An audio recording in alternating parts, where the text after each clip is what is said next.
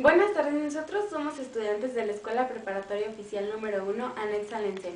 Nosotros vamos a realizar un documental acerca de México contemporáneo. Los integrantes de nuestro equipo son Diana Calderón Mejía, Edilia Piña Salgado, Dulce María Martínez y Nina Angélica Carvajal Baltazar.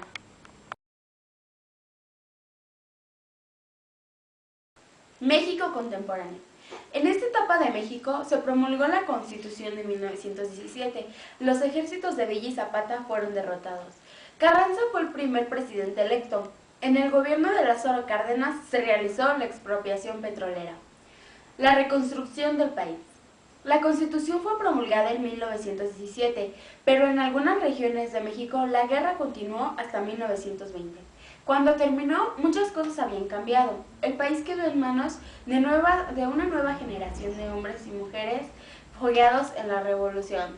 Las huellas de la destrucción eran palpables en la agricultura, las minas, las fábricas y el comercio. Los caminos, los pueblos, las vías de ferrocarril, los cables de telégrafo y muchas otras cosas. Muchos soldados civiles murieron en las batallas o a manos de los bandidos que aprovechaban el desorden, o por el hambre y las epidemias que provocó la lucha. Muchos hombres y mujeres salieron del país, sobre todo a los Estados Unidos de América, para buscar trabajo o perseguidos por sus enemigos políticos. Otros se fueron a vivir a las ciudades, en especial a la capital, porque eran más seguras. En 1910, México tenía algo más que 15 millones de habitantes. En 1921, contaba con poco más de 14 millones. Entre muchos desaparecidos y exiliados durante la Revolución, la población del país disminuyó en aproximadamente 1 millón de personas. Las actividades productivas estaban paralizadas. Lo único que seguía funcionando con cierta regularidad eran los campos petroleros y algunas minas que eran propiedad de los extranjeros y fueron respetados para que no hubiera dificultades con los gobiernos de sus países.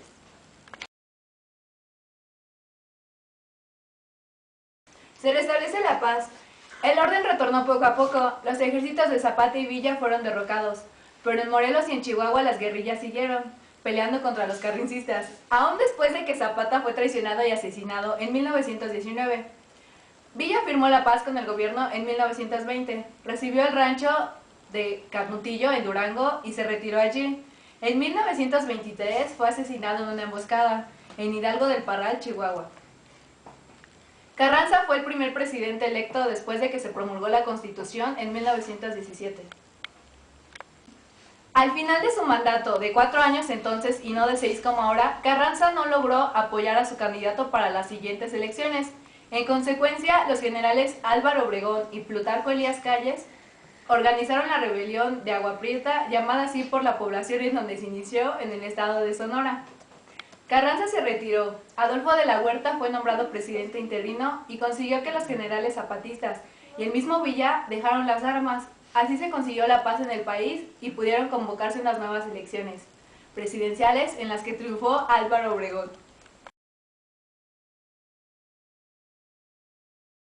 Del campo a la ciudad. Lázaro Cárdenas llegó a la presidencia el 1 de diciembre de 1934. En su gobierno se propuso cumplir algunas de las promesas de la revolución. El problema de los campesinos fue el que más le preocupó y durante su régimen se expropiaron grandes latifundios para repartir esa tierra entre quienes las trabajaban. Se fundaron ejidos y se dedicó más dinero para atender el campo. Cárdenas se preocupó por multiplicar las escuelas, sobre todo rurales, y por impulsar la enseñanza técnica. Amplió la red de carreras y dio facilidad para que creciera la industria nacional. Los años 30 fueron difíciles. En 1929 se inició un empobrecimiento de la economía en todo el mundo. Europa vivía una crisis, la tensión entre los diversos países crecía día a día.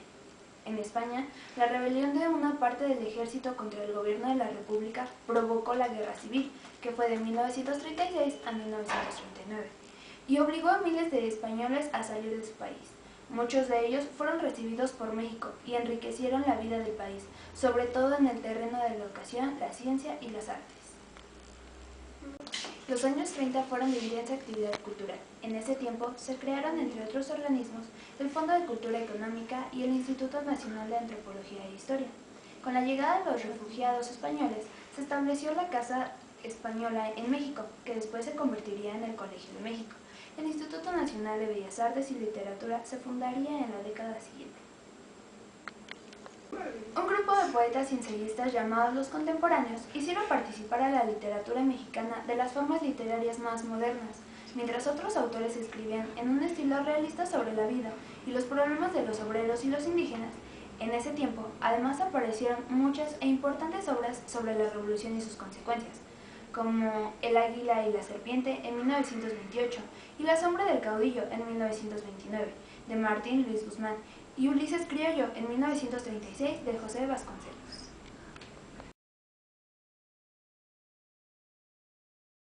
La nacionalización del petróleo. Desde el siglo XX, el petróleo ha sido un recurso esencial para los transportes, las industrias y la producción de electricidad. Del petróleo se obtienen combustibles, plásticos y muchos otros productos. En el subsuelo de México existen enormes yacimientos de petróleo y las primeras compañías que los exportaron fueron estadounidenses e inglesas.